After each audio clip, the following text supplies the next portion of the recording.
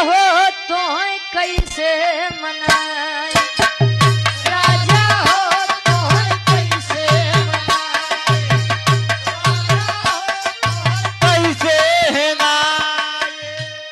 हेंगाई नहीं मनाई, मनावा केवल मनावा, हेंगावा मत। अच्छा एक बात बा, आज के जनरेशन वाले गुरुजी बड़ा लतियावा जाता,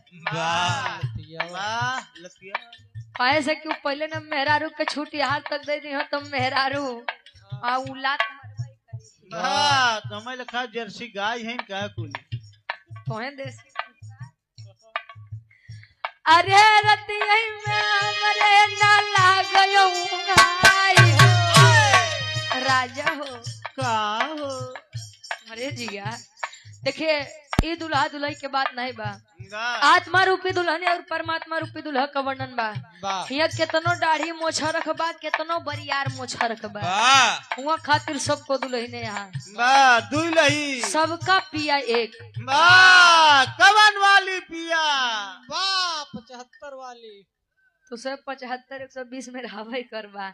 सब कहाँ कैसे मनाए, दुल्हा हो कहाँ कैसे मनाए, अरे रतिया में हमरे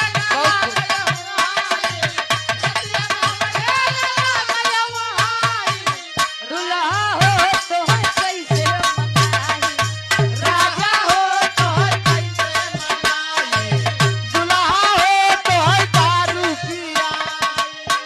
दुनिया के मेरा सोचे हमार दुल्हा नशा पताई से दूर रहा है। तार वाली पूछा था का यार, पीते नहीं भाई मास्टराइन पैसा देख दे। अरे बा अब उनसे बढ़िया के जाने। हाँ दुल्ही कहे उनके लगे जात कहे बीतबल पनवा तयाई ग जवानी, बीतबल पनवा